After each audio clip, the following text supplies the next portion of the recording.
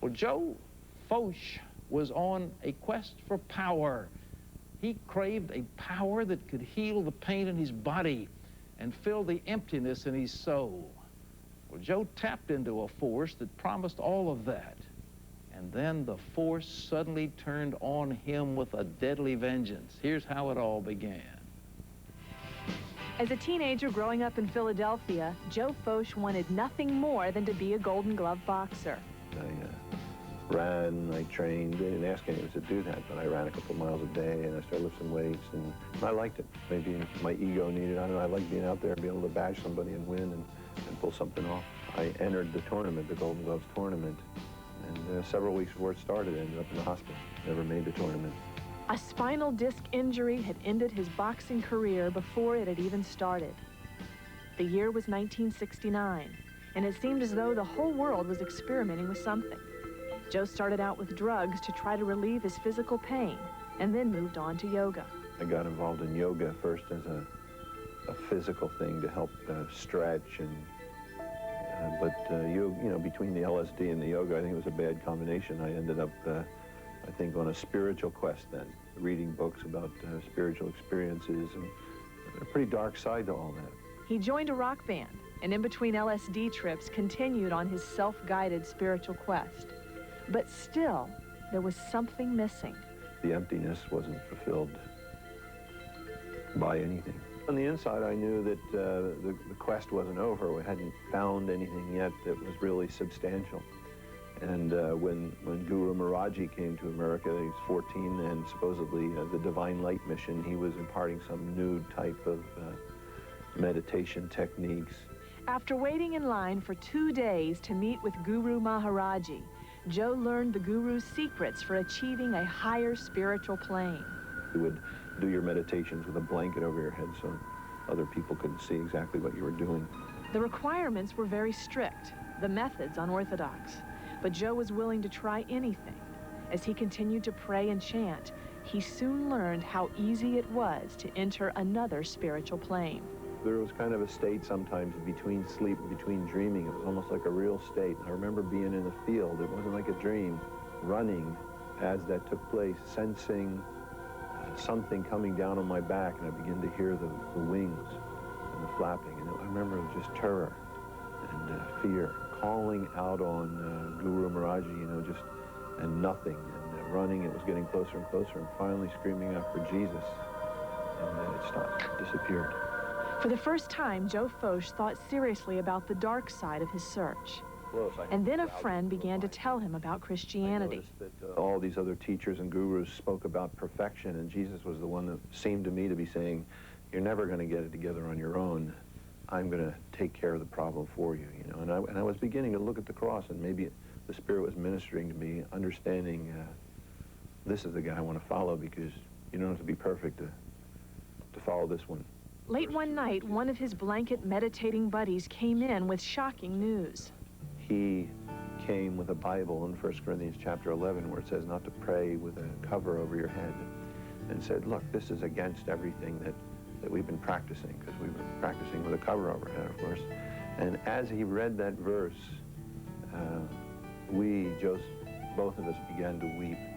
And the presence of the Lord in the room was amazing. I mean, it was obvious that he was a person and conscious in and of himself. He wasn't just a vibration or a nirvana. He was so personal and so holy, the presence in the room, and we both just hung our heads and began to weep. And it was like wave after wave of love. I just felt everything washing out.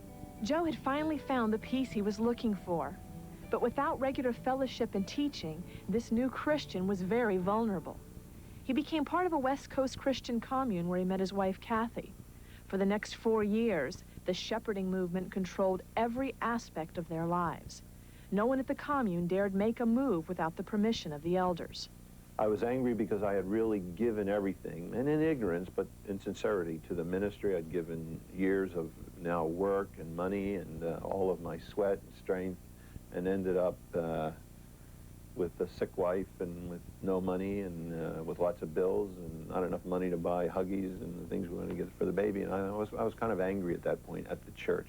Desperate for answers, Searching for sincerity, Joe and his wife Kathy left the commune and began to be involved with Calvary Chapel.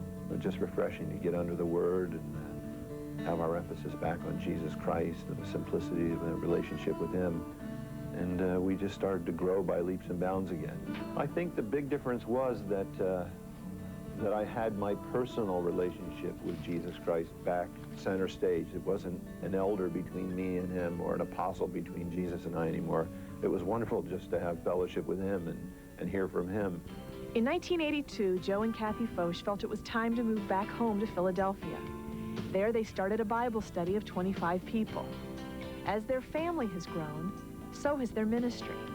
They are now the pastors of the 3,000-member Calvary Chapel of Philadelphia.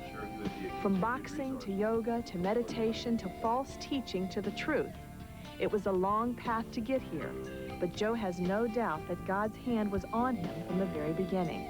You'll look at life in retrospect and say, gee, Lord, you knew all along. You are such a good shepherd, you know. And that's pretty amazing. I mean, when I look back at my life, I'm amazed at His faithfulness, not mine. What have you been into that you'd like to get out of? There's so many false teachings. We saw a man who was very revered, and I say nothing unkind about him, except he was in delusion. At least his followers were, that they thought he was God's Messiah, and he wasn't. And then we see this Maharaj Ji who came. He was just a little kid, and people were kissing his feet and saying he was the reincarnation of God, and you know, he was just a little boy, and yet everybody was worshiping him, and it was just absurd. And then you see this character that came out to Antelope, Oregon, and the Bognish, and he had 100 Rolls Royces or whatever, and you know, it was just absurd what he was doing and telling everybody to get involved in sex orgies.